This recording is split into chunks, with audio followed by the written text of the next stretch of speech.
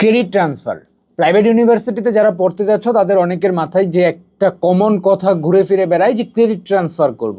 আমি একটা ইউনিভার্সিটিতে ভর্তি হয়ে যাব, ভর্তি হয়ে ভাই কী করব, ক্রেডিট ট্রান্সফার করে এই ইউনিভার্সিটিতে চলে আসবো। আমি এখন এই ইউনিভার্সিটি ভর্তি হতে পারতেছি না, ক্রেডিট ট্রান্সফার করে চলে আসবো। আচ্ছা, একটা কিছু করি, ক্রেডিট ট্রান্সফার করে চলে আসবো।